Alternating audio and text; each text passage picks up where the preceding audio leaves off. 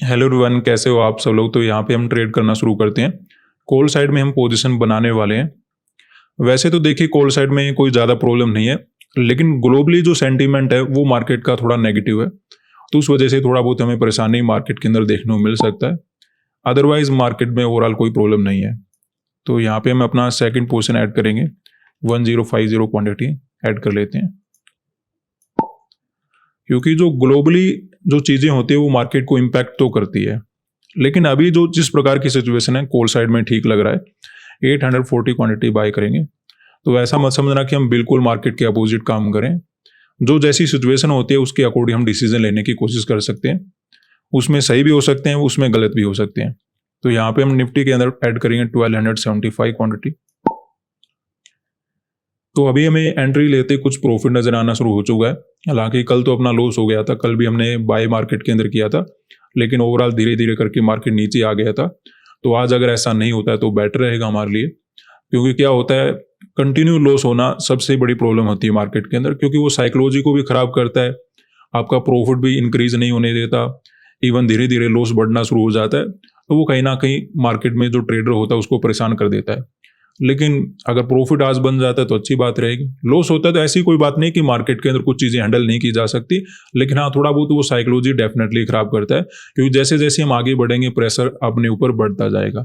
तो आज अगर मार्केट कंटिन्यू ऊपर चला जाता है, कल की तरह मार्केट हमें परेशान नहीं करता है, कल की तरह अगर मार्केट नीचे नहीं आता है तो बहुत अच्छा रहने वाला है।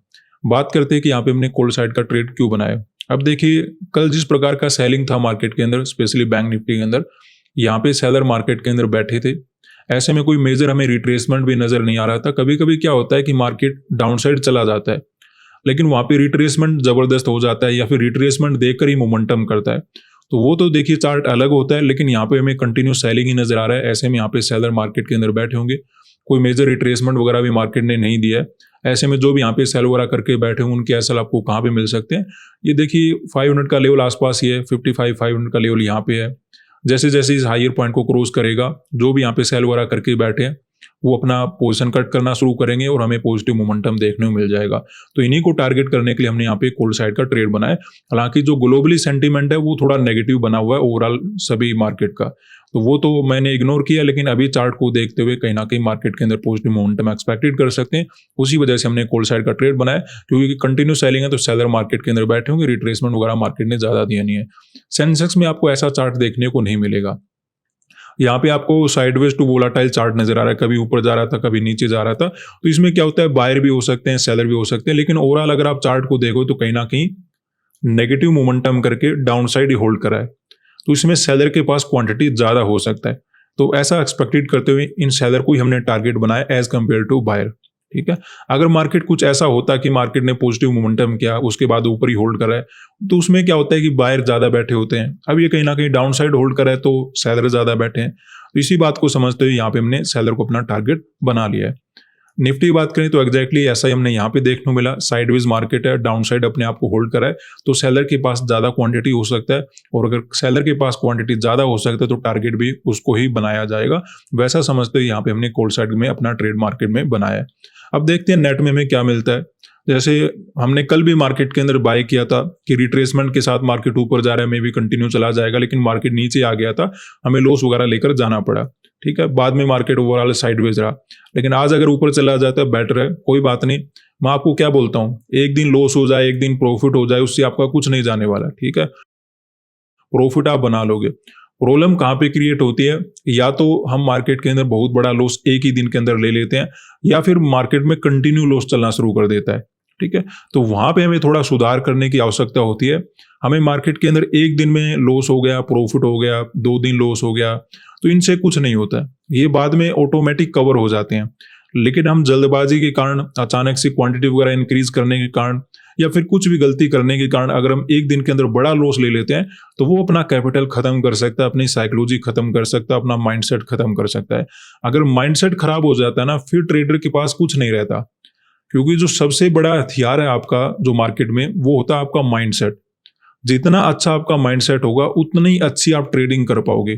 चार्ट के अंदर, कैंडल के अंदर, ऑप्शन चेन के अंदर, ये बातें सबसे बाद में आती है। सबसे ज़रूरी है आपका माइंडसेट सही होना चाहिए, क्योंकि जैसे ही आपका माइंडसेट सही होगा, आप सही थिंकिंग कर पाओगे और मार्केट को समझ पाओगे, मार्केट कहाँ पे क्या करने वाला है।